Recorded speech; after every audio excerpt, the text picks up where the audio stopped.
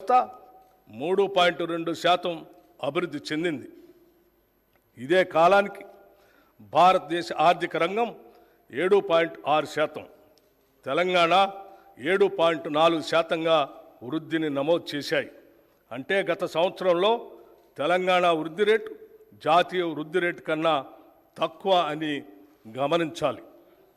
2023-24 ఆర్థిక సంవత్సరంలో తెలంగాణ స్థూల రాష్ట్ర దేశీయ ఉత్పత్తి జిఎస్డిపి ప్రస్తుత ధరల ఆధారంగా లెక్కిస్తే 14,63,963 కోట్ల రూపాయలు.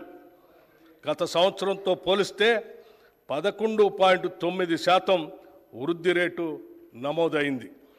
జాతీయ స్థాయిలో ఈ వృద్ధి రేటు 9.1%గా ఉంది. ఆదాయ వృద్ధితో పోల్చినప్పుడు పెరిగిన రుణం వల్ల ఖర్చుల కోసం ప్రభుత్వం రుణాలపై భారీగా ఆధారపడిందన్న విషయం స్పష్టమవుతా ఉంది. ఇటువంటి పరిస్థితి ఆర్థిక సుస్థిరతకు ప్రమాదం కలిగించేటువంటి అవకాశం ఉంది. ఆదాయాన్ని మించి రుణం నిరంతరంగా పెరుగుతుందంటే కఠోర ఆర్థిక సంస్కరణలు తీసుకురాని పక్షంలో తెలంగాణ ఆర్థిక స్వస్థత ప్రమాదంలో పడుతుంది.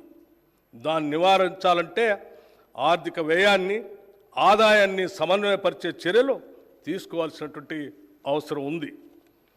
2023-24 సంవత్సరంలో ప్రస్తుత ధరల ప్రకారం రాష్ట్ర తలసరి ఆదాయం 3,47,299 రూపాయలు, జాతీయ తలసరి ఆదాయం 1,83,236 రూపాయలు. దీనితో పోలిస్తే తెలంగాణ తలసరి ఆదాయం 1,64,063 రూపాయలు ఎక్కువగా ఉంది. కానీ అదే సమయంలో తలసరి ఆదాయ స్థాయిల్లో జిల్లాల మధ్య తీవ్రమైన అంతరం కూడా ఉంది. ఉదాహరణకి రంగారెడ్డి జిల్లా తలసరి ఆదాయం 9,46,862 రూపాయలు కాగా వికారాబాద్ జిల్లా తలసరి ఆదాయం 1,80,241 రూపాయలు. దీనిని బట్టి వివిధ జిల్లాల మధ్య ఆర్థికాభివృద్ధి సమాన స్థాయిలో లేదని తెలుస్తూ ఉంది.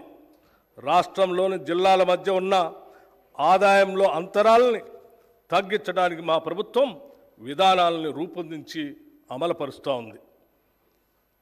2023-24లో తెలంగాణలో జోడింపబడిన స్థూల విలువల్లో గ్రాస్ వాల్యూ యాడెడ్లో సేవల రంగం ద్వారా 65.7%, పారిశ్రామిక రంగం ద్వారా 18.5%, వ్యవసాయ మరియు అనుబంధ రంగాల ద్వారా 15.8% సమకూరుతుంది. ప్రస్తుత ధరల ప్రకారం 2022-23తో పోల్చినప్పుడు 2023-24 వ్యవసాయ మరియు అనుబంధ రంగాల జోడింపబడిన స్థూల విలువ 4% వృద్ధి చెందింది. రాష్ట్ర జనాభాలో 47.3% మంది ప్రజలు ఈ రంగంపైనే ఆధారపడి జీవిస్తున్నందువల్ల తెలంగాణలో జీవన ప్రమాణాలను పెంచడానికి ఈ రంగం యొక్క ఆర్థిక ప్రగతి అత్యంత కీలకం. ఇక సర్వీస్ రంగంపై 33% మంది, పారిశ్రామిక రంగంపై 19.7% మంది ఆధారపడి జీవిస్తూ ఉన్నారు. జాతీయ సగటుతో పోల్చినప్పుడు తెలంగాణలో శ్రమ కార్మిక శక్తి భాగస్వామ్య rate, labour force participation rate అధికంగా ఉంది.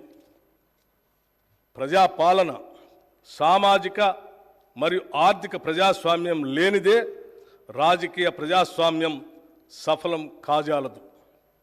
ఆ రెండు కూడా రాజకీయ ప్రజాస్వామ్యానికి పునాది రాళ్ళు. పునాది ఎంత బలంగా ఉంటే ప్రజాస్వామ్యం అంత పటిష్టంగా ఉంటుంది. Political democracy cannot succeed without social and economic democracy. These two form the foundation of political democracy. The stronger the foundation, the stronger the democracy. Doctor BR Ambedkar garu చెప్పిన ఈ సిద్ధాంతం మాకు శిరోధార్యం. త్రికరణ శుద్ధిగా ఈ సిద్ధాంతాన్ని నమ్మిన కాంగ్రెస్ ప్రభుత్వం దానికి అనుగుణంగా సర్వతోముఖ అభివృద్ధికి, అసమానతలు లేని సమసమాజ స్థాపనకు అడుగులు వేస్తుంది. కాంగ్రెస్ ప్రభుత్వం ఏర్పడిన అనతి కాలంలోనే ప్రజాపాలనకు అంకురార్పణ చేసింది.